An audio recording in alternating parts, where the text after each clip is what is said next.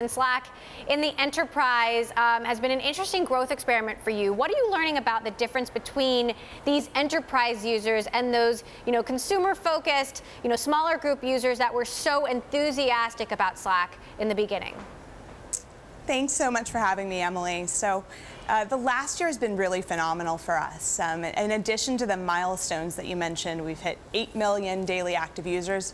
We have 500,000 organizations using Slack. One thing that we're really proud of is that we delivered a lot of new product last year that actually allowed more types of customers to use Slack. So in doing that, we brought on board a number of larger customers, the likes of Ticketmaster and REI and Moody's and Target. And many of those customers are taking advantage of our product that we launched last January called Enterprise Grid. So you ask what is different about these users, and what's fascinating about these customers is the more I spend time with them, I find that they want a lot of the same things that smaller organizations want. They want transparency, they want agility, they want the tools that actually allow their organizations, which are quite large, to be able to work as seamlessly and effectively as smaller organizations. And that's ultimately a lot of what we do at Slack. That's what we're focused on building, and that's really how we think about building a product that works for this diverse audience, from the smallest customers all the way up to those with tens of thousands of customers or employees thereof. Is there a difference in user behavior and the stickiness of it when the product is integrated top-down versus bottom-up? That's a fine question. I mean, I think we're still in early days of this.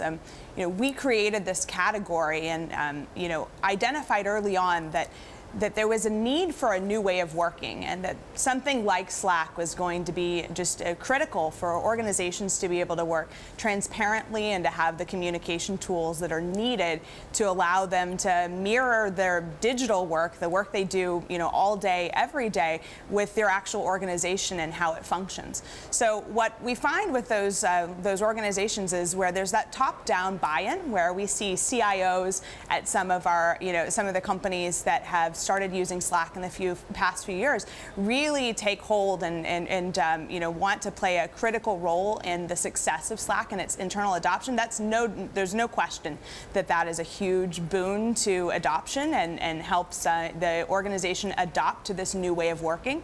But that being said, most of our growth across those 500,000 organizations that I mentioned has really oftentimes been bottoms up, where small teams within companies have adopted Slack because they wanted to work differently, and it's spread like wildfire throughout the organization. Now, Slack has also been especially focused on how it grows its own workplace, and I have to ask you, Slack released its new diversity numbers a few weeks ago. It improved on almost every measure, and Slack is constantly held up as this example of a company that's doing it right, or where something is working.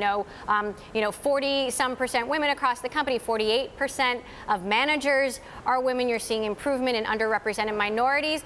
If there is one takeaway, what is one thing that companies can do to get numbers that look more like yours? I think that if there's any secret to how we've gotten to where we are, it's by starting early. So Slack was founded by 4 founders, all men, and what that early team did was they started talking about and intentionally focusing on bringing diversity and inclusion to Slack from very, very early on. And with some of the other work that I do outside of Slack with my investment group, #Angels, that is one of the things that we advise the founders of the 50 companies we've backed to do, which is that diversity can't be something you start focusing on when you're 100 or let alone 1,000 or 10,000 employees. When it gets baked in from the outset, you have leaders that represent the kind of employee base that you want to build, and probably the customer base that you want to serve. And so that would be the one point of advice is start early, and if it's too late for your company because you're already quite large, then that support and attention from the top is really critical. And Stuart has always been a big advocate for diversity and really drives a lot of that focus within the company.